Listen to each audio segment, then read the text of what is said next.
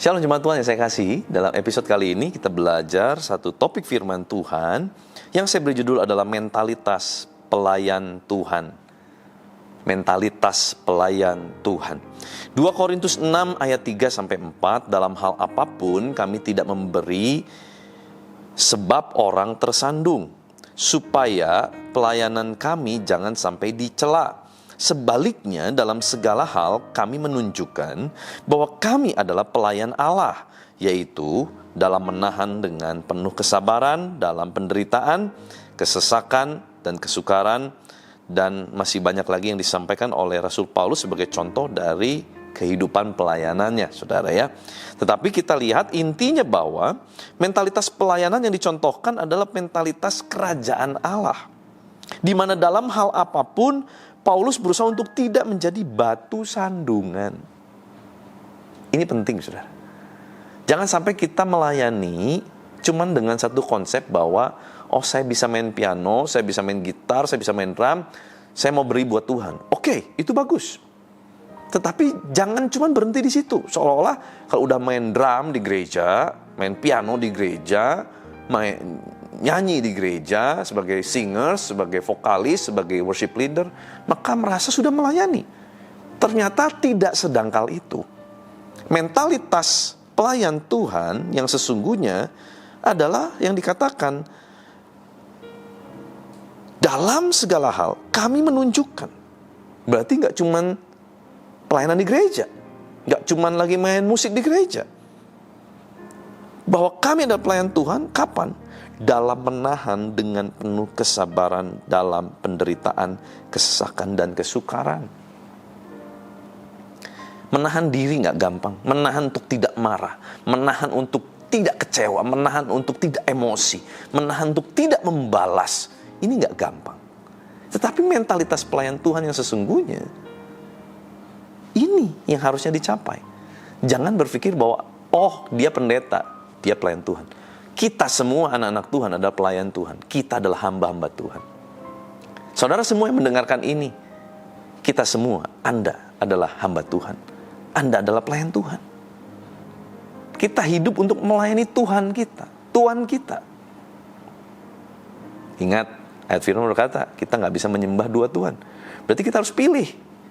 Kalau kita gak menjadi pelayan Tuhan, berarti kita pelayan setan, pelayan mamon. Kita harus pilih. Berarti setiap kita yang mau ikut Tuhan sungguh-sungguh, kita ini pelayan Tuhan, saudara. Nah, mentalitasnya harus mentalitas pelayan Tuhan. Cirinya apa? Penuh kesabaran dalam penderitaan, kesesakan, dan kesukaran. Bisa nahan diri. Nggak marah, nggak kesel, nggak emosi. Disakiti, wah membabi buta. Bukan. Marah, nggak ada kontrolnya. Oh, bukan. Mentalitas pelayan Tuhan jelas dikatakan menahan diri, sabar dalam penderitaan, kesukaran, kesesakan. Melayani Tuhan itu nggak enak, saudara. Kalau saudara pengen melayani Tuhan enak-enak, saudara salah besar. Melayani Tuhan penuh perjuangan. Melayani Tuhan banyak makan hati. Melayani Tuhan banyak pengorbanan. Itu pelayanan yang sesungguhnya. Pelayanan sesungguhnya bukan waktu kita selesai main drum, selesai main piano. Itu level dasar, saudara. Pelayanan yang sesungguhnya, sekalipun kita gak ngelayani di mimbar, adalah waktu kita nahan emosi, waktu kita dipersalahkan padahal kita gak salah. Nahan untuk gak bela diri, mengizinkan pembelaan jadi milik Tuhan. Itulah pelayanan sesungguhnya. Bangun pagi, cari Tuhan sungguh-sungguh. Itu mentalitas pelayan Tuhan. Gak ada yang nilai, gak ada yang ucapkan terima kasih, gak ada yang bilang kamu keren, gak ada yang muji, gak ada yang memberi tepuk tangan. Tapi kita tetap setia melayani Tuhan. Itu mentalitas pelayan Tuhan yang sesungguhnya. Kita melayani Tuhan bukan cuma supaya dilihat orang, kan? Atau justru kita cuma punya motivasi pengen dilihat orang. Salah, saudara. Justru kalau kita mau melayani Tuhan cuma supaya dilihat orang, kita bukan lagi melayani Tuhan. Kita sedang melayani diri kita sendiri untuk kepentingan nama besar kita. Justru pelayanan yang sesungguhnya, mentalitas yang kita harus bangun adalah waktu kita sudah melakukan semua yang terbaik, kita tetap nggak dihargai, kita tetap dianggap sampah, kita tetap dibuang, kita tetap dicurigai, kita tetap nggak dianggap, kita tetap melakukan yang terbaik. Itu mentalitas pelayan Tuhan yang sesungguhnya. Mari saudara, ubah cara pandang kita terhadap pelayanan menjadi hamba Tuhan. Bukan cuma milik pendeta, bukan cuma menjadi milik saya. Kita semua adalah hamba Tuhan. Dalam segala hal, kita menunjukkan kualitas kehidupan kekristenan kita, bahwa kita adalah pelayan-pelayan Tuhan dengan mental pelayanan Tuhan. Saudara, pelayanan adalah sebuah anugerah. Dan kalau karena nama Yesus kita dirugikan, itu adalah anugerah yang luar biasa.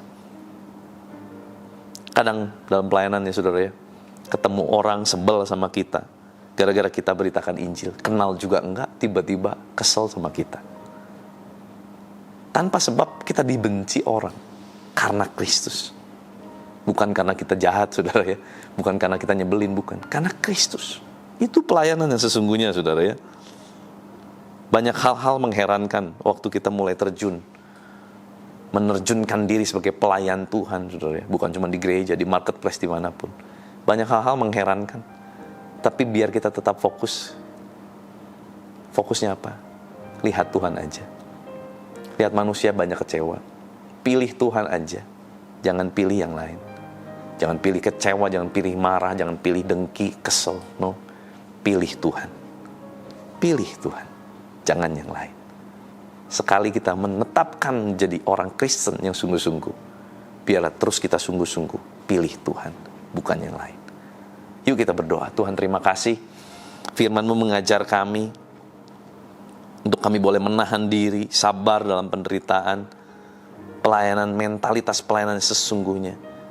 Bukan cuma dengan talenta yang kami punya, tapi justru dengan bagaimana kami menguasai diri kami sedemikian rupa, supaya nama Tuhan tidak dicela, tidak menjadi batu sandungan apa yang kami kerjakan untuk orang lain. Tuhan, ajar kami dengan roh yang lemah lembut, supaya kami boleh Tuhan punya hati hamba, punya hati melayani, punya hati yang mau Tuhan untuk menyenangkan hati Tuhan setiap saat. Tuhan, berkati anak-anak-Mu, berkati seluruh kegiatan mereka sepanjang hari ini, lindungi mereka dimanapun berada, dan biar kuasa kehidupan, kuasa kebangkitan Kristus mengalir memerintah atas kami. Di dalam nama Tuhan Yesus Kristus, haleluya. Sama-sama kita katakan, amin. Tuhan Yesus memberkati.